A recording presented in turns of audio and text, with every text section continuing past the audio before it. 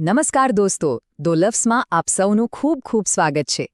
આપણી આ ચેનલ ખાસ કરીને ટીઈટી, ટીએટી અને બીજી બધી જ સ્પર્ધાત્મક પરીક્ષાઓની એકદમ સોલિડ તૈયારી માટે જ બનાવવામાં આવી છે.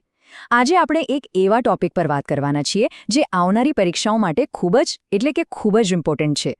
રાષ્ટ્રીય શિક્ષણ નીતિ એટલે કે એનઈપી 2020નો એક બહુ જ ચર્ચિત અને અત્યંત મહત્વપૂર્ણ હિસ્સો છે, અને એ છે પરાખ.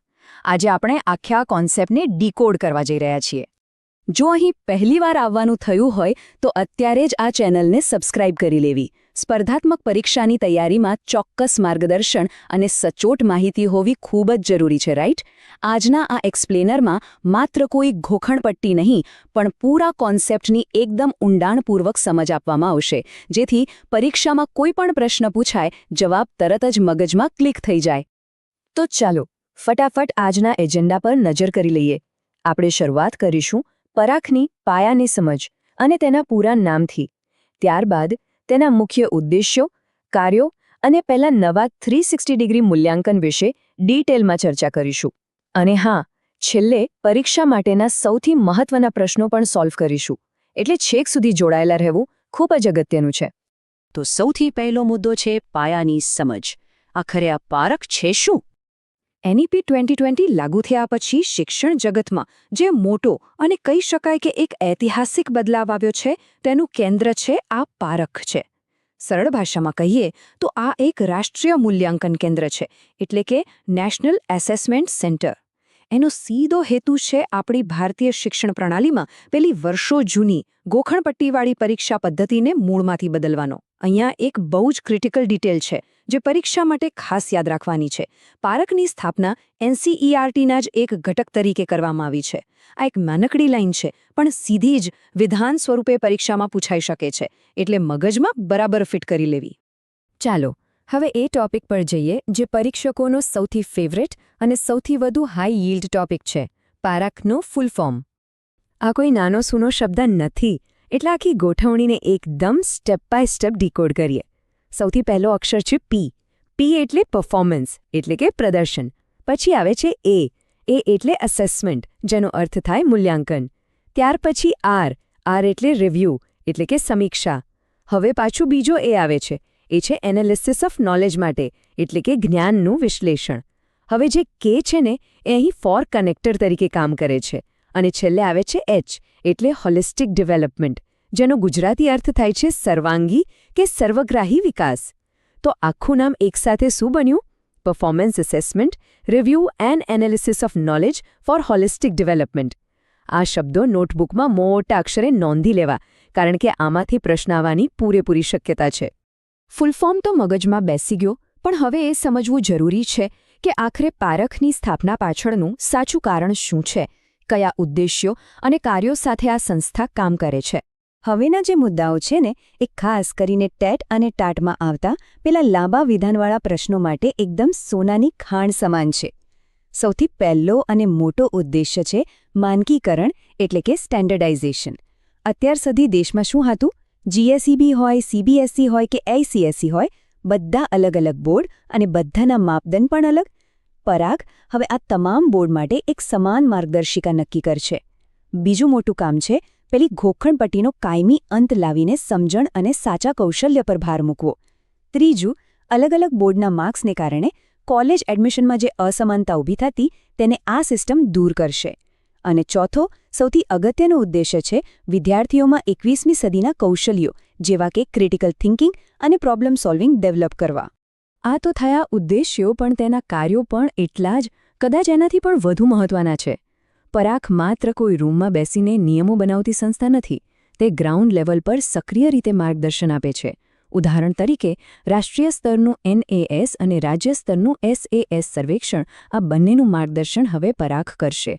એટલું જ નહીં, પીસા જેવી મોટી આંતરરાષ્ટ્રીય કસોટીઓમાં ભારતનું પરફોર્મન્સ મજબૂત કરવાનું કામ પણ આ જ સંસ્થાના શિરે છે.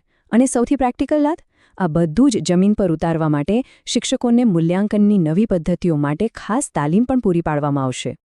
હવે આ બધી વાતો પ્રેક્ટિકલ રીતે ક્લાસરૂમમાં કેવી રીતે લાગુ થશે, ચાલો એ સમજીએ. આના જ ભાગરૂપે પારખ દ્વારા એક બહુ જ ક્રાંતિકારી કોન્સેપ્ટ લાવવામાં આવ્યો છે, જેને આપણે 360 ડિગ્રી મૂલ્યાંકન અથવા HPC કહીએ છીએ. અહીં તો આખી સિસ્ટમ જ ધરમૂળથી બદલાઈ રહી છે. યાદ કરો જૂની સિસ્ટમમાં શું થતું હતું. માત્ર એક શિક્ષક મૂલ્યાંકન કરતા, અને એ પણ માત્ર પરીક્ષામાં આવેલા પેલા આંકડા કે માર્ક્સના આધારે, સાચું ને? પણ હવે નવી સિસ્ટમ આવી છે, જેને હોલિસ્ટિક પ્રોગ્રેસ કાર્ડ અથવા ટૂંકમાં HPC કહેવાય છે. આમાં 360 ડિગ્રી મૂલ્યાંકન થશે. 360 ડિગ્રી એટલે શું? એટલે કે માત્ર પરીક્ષાના માર્ક્સ નહીં, પરંતુ વિદ્યાર્થીની સર્જનાત્મકતા કેવી છે, તે રમતગમતમાં કેવો છે અને તેનો ભાવનાત્મક વિકાસ કેવો થઈ રહ્યો છે, આ બધું જ કવર થશે. હવે સૌથી મોટો સવાલ એ થાય કે આ 360 ડિગ્રી મૂલ્યાંકન કરશે કોણ? આ પિક્ચરમાં 3 અલગ અલગ પક્ષો સામેલ છે, અને યાદ રાખજો, અહીંથી જ પરીક્ષામાં સીધો MCQ બની શકે છે. પહેલો પાયો છે સ્વમૂલ્યાંકન.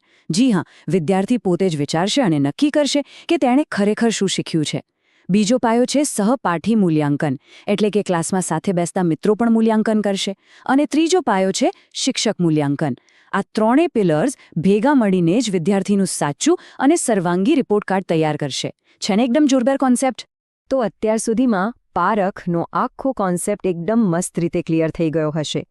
હવે સમય છે આ માહિતીને પરીક્ષાના માહોલમાં ટેસ્ટ કરવાનો.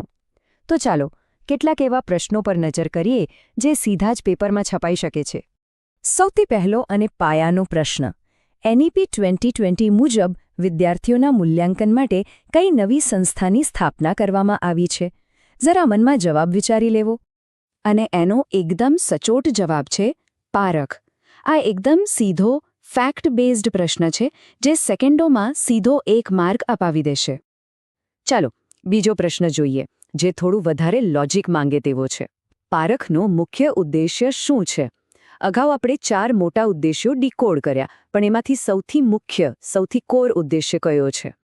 અને સાચો જવાબ છે દેશના તમામ શાળા બોર્ડ માટે ધોરણો અને માર્ગદર્શિકા નક્કી કરવી.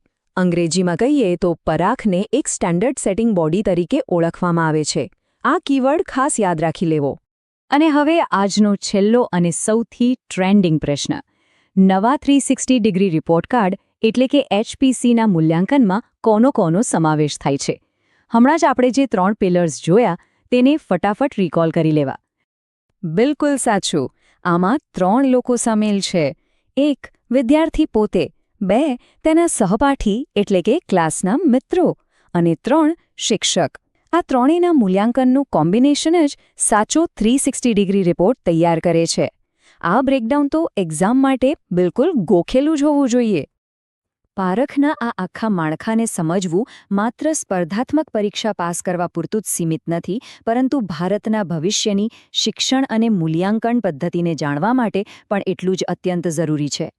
જો આ એક્સપ્લેનર ખરેખર પસંદ આવ્યું હોય અને આજે કંઈક નવું શીખવા મળ્યું હોય તો પ્લીઝ આ માહિતીને લાઇક કરવાનું અને અન્ય તૈયારી કરતા મિત્રો સાથે શેર કરવાનું ચૂકાય નહીં. અને હા, આપણી શિક્ષા એકેડમી ઓનલાઈન ચેનલને અત્યારે જ સબસ્ક્રાઇબ કરી લેજો. આવનારા સમયમાં બીજા કયા મહત્વના ટોપિક પર એક્સપ્લેનરની જરૂર છે તે કોમેન્ટ બોક્સમાં જરૂરથી જણાવવું. મળીએ આવતા સેશનમાં આવા જ એક ઇમ્પોર્ટન્ટ ટોપિક સાથે. ત્યાં સુધી તૈયારી જોરદાર શરૂ રાખીએ. ખૂબ ખૂબ આભાર.